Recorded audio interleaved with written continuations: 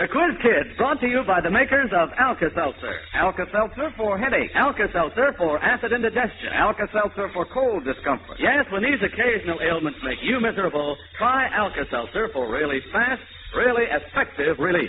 Attention, Quiz Kids. Since this is Easter Sunday, we've arranged a big surprise for you.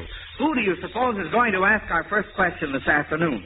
Why, none other than Mr. Easter Bunny himself in person. That's right, folks, and are we ever excited? Why, we can hardly wait till he gets here. Well, let's call the class to order in a hurry and be all ready for him. And now here they are, the Quiz Kids and their genial quizmaster, Joe Kelly.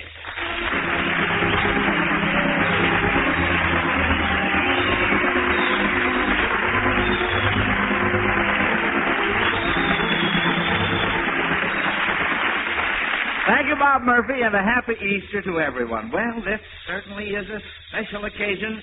Imagine having the Easter Bunny right here in our classroom. I wonder how many of you have ever had a real good look at him. Well, he's something to see, I can tell you. I caught a glimpse of him early this morning when he was in here arranging those beautiful Easter baskets there on your desk. And we don't want to keep Mr. Easter Bunny waiting, so let's get roll call over with right now. Joel? I'm Joel Kupperman. I'm 11 years old in departmental in the Volta School. Richard? I'm Richard Cravens. I'm 15 years old, and I'm in 10th grade at George Rogers Clark High School in Hammond, Indiana. Lonnie? I'm Lonnie Lundy. I'm 12 years old in the 7th grade at Lincoln School in Park Ridge, Illinois. David? I'm David Schreifelder. I'm 12 years old in the 8th grade at West School in Muskegon, Illinois. And Patrick? I'm Pat Sherman. I'm 10 years old and in 6th grade at Fort Dearborn School in Chicago. All right, now, kids, we're ready to hear that first question, and here is the Easter Bunny to ask it.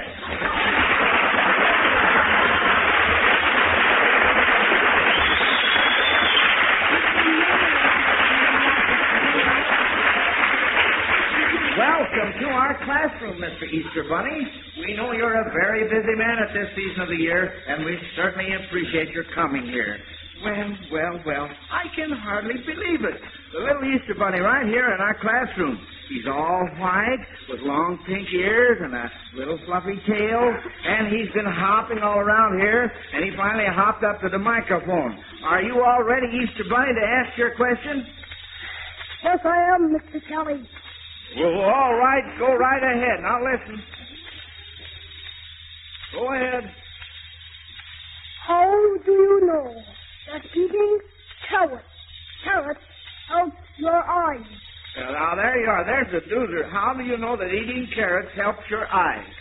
Richard? Well, carrots contain vitamin A, and vitamin A is supposed to help your eyesight.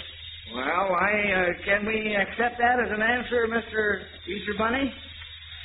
No, Mr. Kelly. No. All right. Oh, wait a minute, sir. You got to be talking that way now. I got another hand up there, Joel. Well, don't they have some sort of test that they take so many people that eat carrots and so many people that don't, and they start them off eating carrots, some, and the others not eating carrots, and at the end of a certain time, one group's eyesight is better than the other group.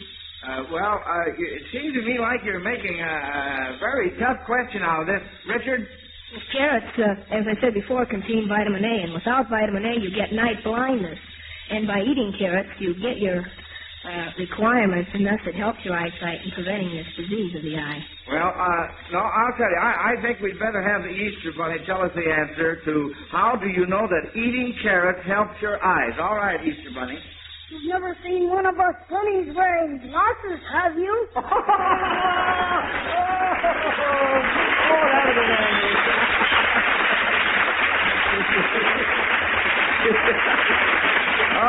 Well, the Easter Bunny certainly got you on that one. Now then, I have a question I'd like to ask you, quiz kids. Can you identify this particular Easter Bunny that we have with us today? Patrick? Well, that's Richard Weitzler, the Riddler. You think it is? Well, we'll just have to see whether you're right or not. Easter Bunny, will you take off your mask and show us who you are? Oh, land sakes alive. That's just who it is. That was right. Yes, sir. None other than 7-year-old quiz kid Richard Weitzler. Richard, how did Pat ever guess you after the way you change your voice. You know, I can hardly remember how you really sound. I'll tell you what. Wish everyone a happy Easter just the way you normally talk, will you? All right. Happy Easter, everyone. Yeah, there you are. Now then, let me hear that Easter Bunny's voice again. Say the same thing in the Easter Bunny's voice. How do you know? No, I don't. I don't mean that. I mean, say happy Easter, everyone. Happy Easter, everyone. Happy Easter. Just like a rabbit, yeah, he would say Happy Easter. Well, you certainly fooled me. I don't know how they ever guessed you. Well, thank you very much, Easter Bunny Richard, and thank you for all the Easter baskets, too. That was cute.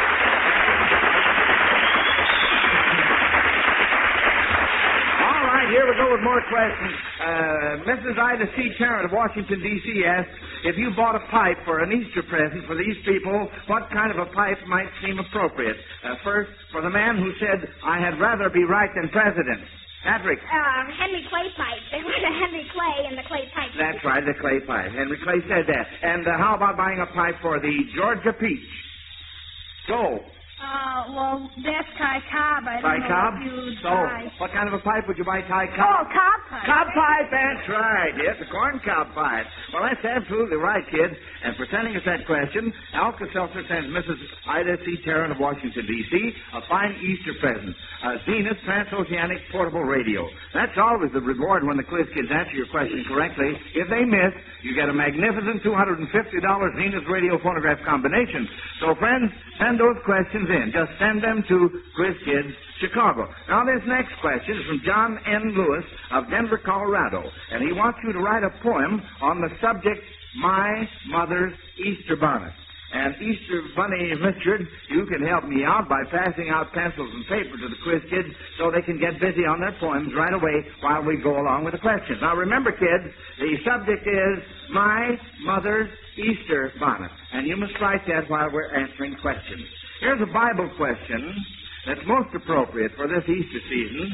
Angelin Townsend of Watsonville, California, reminds us that the Lord Jesus Christ uttered some of the greatest and most profound truths of his gospel when he spoke in private conversations with individuals.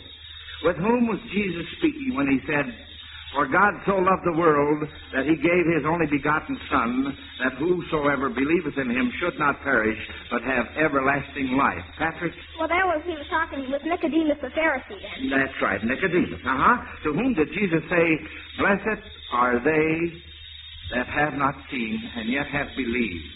Patrick? Well, he said that to Nicodemus, too. No, I'm sorry. Blessed are they that have not seen and yet have believed. Lonnie? I think that was to Thomas. Thomas, that's right. To Thomas. Now, here's an interesting opera question from Sharon Neal of San Diego, California. Our organist, Howard Peterson, will play part of an opera aria which should suggest the name of another opera. Now, first, listen to this number one aria.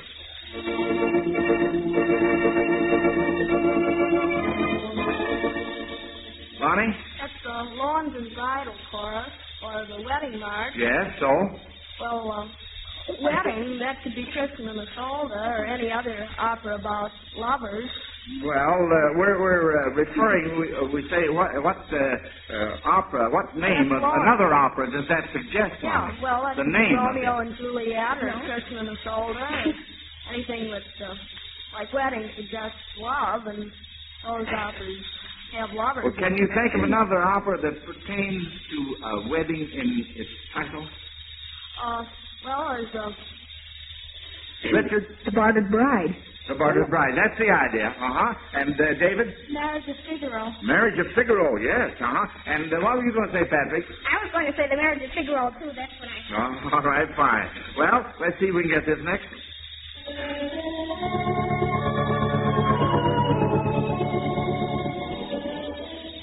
Patrick? Well, that's the last rose of summer. And let's see, I can't think of one that has rose or summer in it. You can't? Lonnie? Well, that's, it could be the title of the opera that would be the clue, because it could be, you've sung the opera Martha. That's right. And we're trying to think of another opera that has, say, maybe Rose in its title. David. The Rosen Cavalier. That's right. Well, so far this afternoon, our class has been right on the toes. You know, friends, even the subjects to be discussed are a top-drawer secret until class is called to order, so our program is entirely unrehearsed. Yes, that's right, Joe. And before you continue with the question session, I'd like to pose a little problem. Suppose a headache comes along suddenly and threatens to slow you down on the job or spoil an evening of fun. What do? Do you just suffer along, or are you one of the thousands who has learned about Alka-Seltzer and the fast relief it can offer for headache discomfort? Well, if you don't know, you should, friends. It's so easy to drop an Alka-Seltzer tablet or two into a glass of water, listen to it fizz, and then drink that sparkling effervescent solution. And the fast, effective relief Alka-Seltzer can bring is so welcome. Honestly, we think you'll be amazed how soon that occasional headache can become a forgotten interlude with Alka-Seltzer on the job. So try it next time you have a headache and see if you don't agree with the thousands who say there's nothing quite like Alka-Seltzer for fast, effective relief. You know, kids, last week we had an awful time with a simple math problem, and we left the train floundering through the country an hour late. It never did reach its destination. Today, Howard Thomas of Seattle, Washington, wants us to try to get that poor train back on schedule. If it were traveling 55 miles an hour for the 20 hours it took to lose an hour, how fast would it have to travel to pick up the hour in the next 20 hours? Joel? Well, now, if it was if it lost the hour, that means it's on a schedule. It should have done the distance in 19 hours, and the distance is 55 times 20, or 55 times 20. So the scheduled speed would be 55 times 20 over 19. And 55 times 20 over 19. Right. That's not what you want in the question. Right. And now let's see. If it gained an hour in the next 20 hours, that means that its regular speed would be 21 miles per hour. Its regular time would be 21 hours. So, let's see. It would be 21 times 21 times 55 times 20 over 19 would be the distance. Over 20 would give the required speed. So the answer would be 55 times 20 times 21 over 20 times 19. Canceling out the 20s, it would be 55 times 21 over 19. And 21 19ths is 1 and 2 19ths. So it would be 55 plus 2 19ths times 55, or 110 19ths, or 5 and 50 19ths. So the answer would be 60 and 50 19ths miles per hour. That's absolutely right.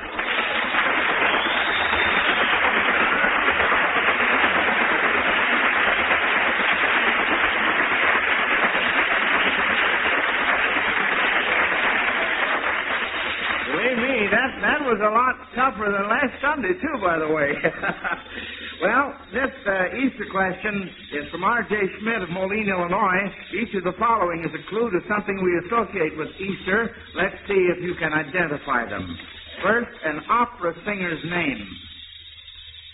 Joel? Isn't that a prima donna? Well, no, we're calling for an opera singer's name. Patrick. Louis Pons. Lily Pons, that's right. And next, the nickname of Joe Medwick, former National League outfielder. Lonnie. That's Ducky Medwick. Ducky. Duck. That's right, Duck. All right, now, Mrs. Marilyn Collins of Maplewood, New Jersey, wants you kids to whip up a quick picnic lunch. I'll go down the line, and each of you must think of two things you might bring. One must begin with your first initial. The other must begin with your last initial. So we'll start with Richard Craven. All right, Richard. Well, for my last initial, you could bring candy. Candy. And first initial. For the first initial, you might not bring food, but if you wanted to bring a hammock along the rest, you could take R for rope. Well, of course, we're whipping up a picnic lunch, and we're hungry, but not hungry enough to eat rope. No. Can't you think of something else that's... Ring pretzels that are in ring pretzels. Oh, ring pretzels. Well, all right, I'm going to accept that because we all like pretzels anyway. And next now is Lonnie Lundy. Well, first of all, I'd want to bring lunch. Oh, yes, that's the main thing. And I guess you could bring a tablecloth or something. Maybe it could be made of linen. Linen. Yeah, you have to have lunch cloths put on the ground. All right, Patrick? Well, you might bring potato chips and cake. Potato chips and cake. That's a fine combination, too. Joe? Well, you might bring jelly or jam, and for the cake, either you could bring cookies or cake spelled with the K. No, I don't spell cookies and cake that way. Make an a la king with too much king and make it $10 chicken. Well, I was thinking of ketchup. No, that wouldn't work out either. All right, David. Well, for F, you could take frankfurters or hot dogs. Yeah. And for G, you could bring dishes or drinks. Well, fine. Say, I guess we're all set for a picnic. Now we'll just see if we can gobble up this next question. Here's a history question from Ferner Nunn of Cedar Falls, Iowa. In a speech Abraham Lincoln made when he accepted the Republican nomination for senator, he accused certain members of the party in office of a conspiracy in breaking down the Missouri Compromise by such acts as the Nebraska Bill and the Dred Scott decision. He said, quote, "We find it impossible not to believe that Stephen and Franklin and Roger and James all understood one another from the beginning," unquote. Now, the question is, children, who were Stephen, Franklin, Roger, and James? Can you identify two of these four men? Wait a minute. While I was reading, all hands went up there. Whose hand was up first? First hand gets first chance. Judges, Richard? All right. Stephen Douglas, Franklin Pierce, and what were the other two? Roger and James. James Buchanan. James Buchanan, Roger. I don't know. Can you clear that one up, Joel? He was Taney, I believe. He was the Chief Justice. Roger Taney, Chief Justice of the Supreme Court, who gave the Dred Scott decision. Right.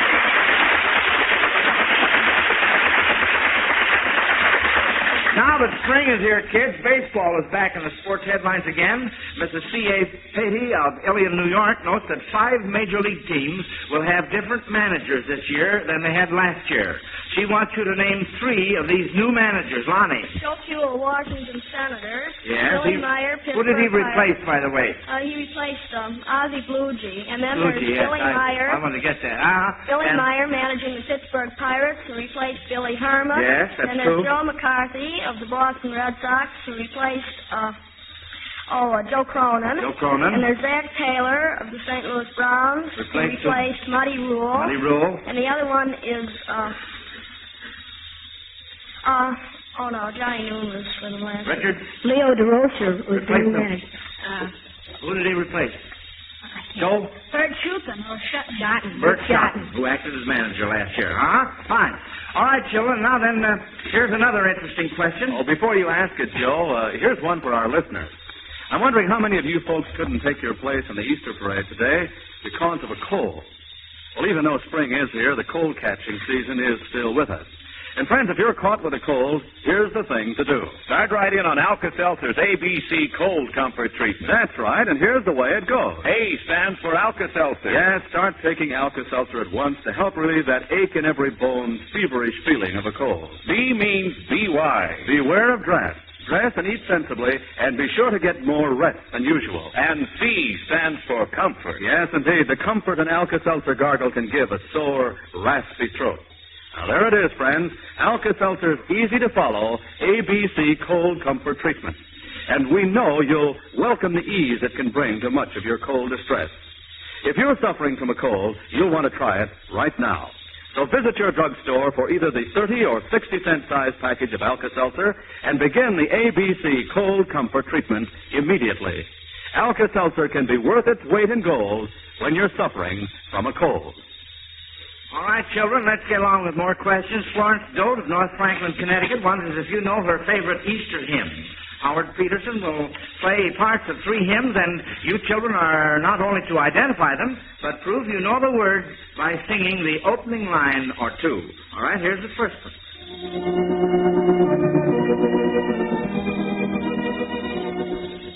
Patrick? Well, that's the Palms. The Palms. The right. Palms. And that's, now dawns the bright and happy Easter morn. Easter, the springtime of the soul's awakening. Jesus has come to wipe our tears away. Now the song to welcome him prepare. Easter is here, 'tis Easter now. Easter, the springtime of the soul's awakening. Easter is Easter now. God's children lift up their voices in happy greeting. That's fine, Pat. That's fine. That's all right. Now let's see if we can get the next one. Lonnie? Isn't that the old rugged cross? No, I'm sorry, Lonnie. Patrick. Well, that's, "O Lord, I am not worthy." That's right. Just the opening lines, Patty. Okay. All right. There are only 4 lines in the first Well, one. all right. Go right ahead. Oh, Lord, I am not worthy that thou shouldst come to me, but speak thy words of comfort, my spirit shall heal thee. All right. Thank you, Patrick. And now let's see if we can get this third one.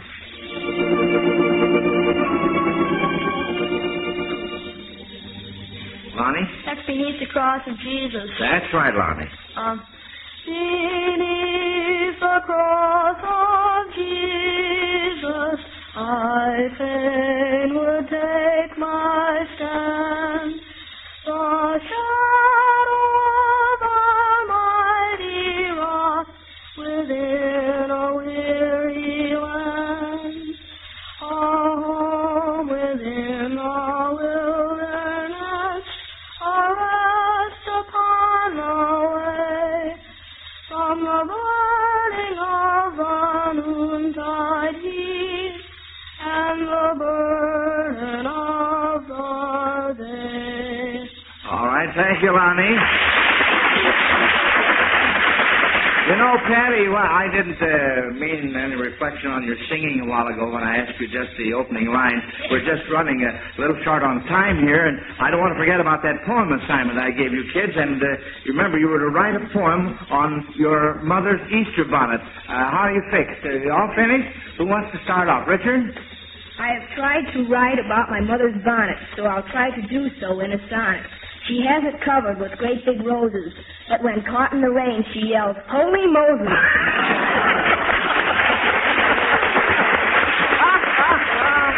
Oh, that was a David. David. My mother's Easter bonnet. My mother's Easter bonnet doesn't look like a hat. I often wonder if it is that. It's filled with fruit, vegetables, and such, with prices so high, no wonder it costs so much. Joel? My mother's Easter bonnet. I am now writing a poem on it. It's circular and it's above par. And there's a hole in the crown, and you should see her wear it around town. Well, you certainly got that rhyme all right, Joel. And Patrick? Well, I couldn't think of anything right offhand, but I have a little something that doesn't describe it, but it's a poem. Oh, it's a poem. Yeah. Well, all right, let's have it. At rhyming, I am no star. There are others who are better by far. So I hope you'll excuse me if I have to refuse thee. My thoughts are as sticky as tar.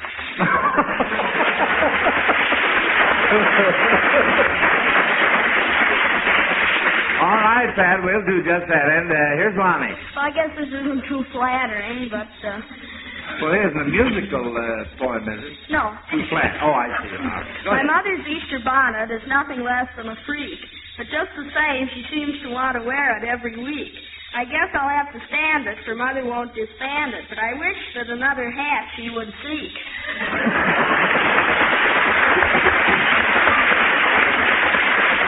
All right. Well, those were all good, kids. That was a lot of fun. That's very difficult to do, is to write a little poem while you're answering other questions, too. A lot of us don't think of that part of it. Now, here we go with a question from Joan Callan of Philadelphia, Pennsylvania, and she calls this question the Books in Color game.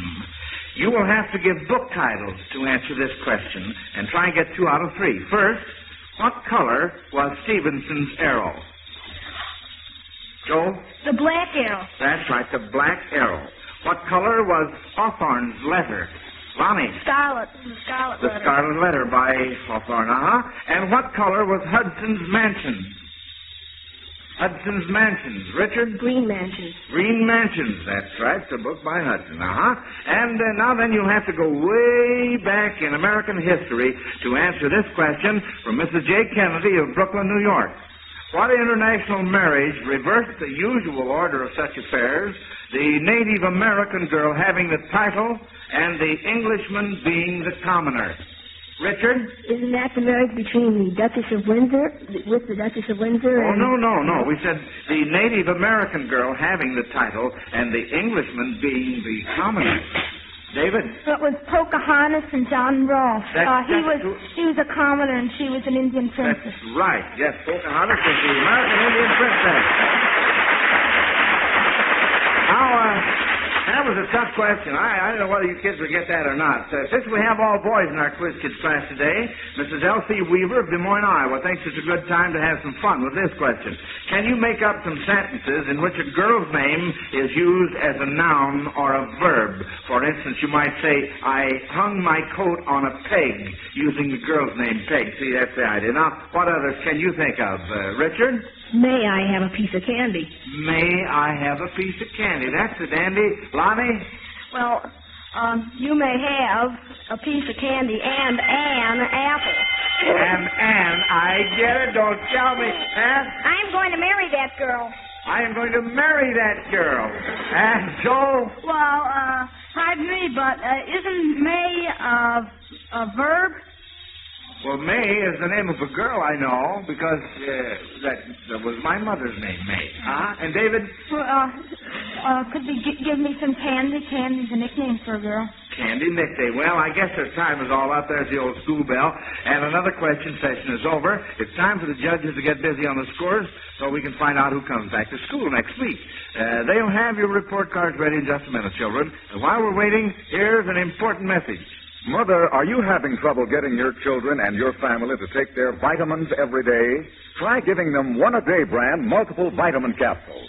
Each One-A-Day brand multiple capsule contains all the vitamins for which the amount needed for grown-ups and children has been established.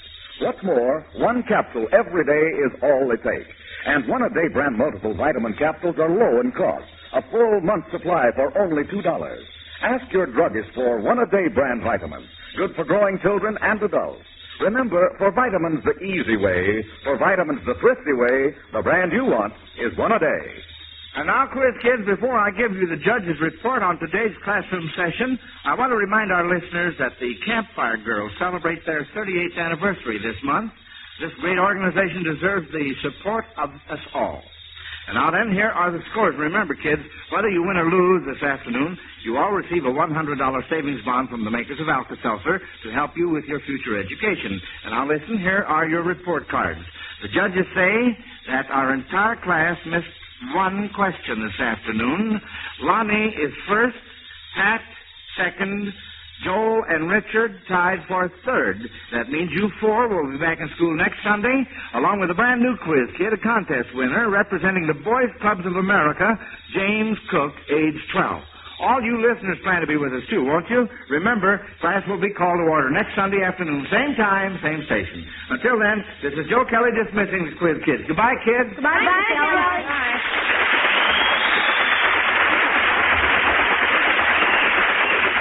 Listen to the Quiz Kids every week and listen to Alka-Seltzer's Views of the World every Monday through Friday over most of these NBC stations. This is Bob Murphy speaking.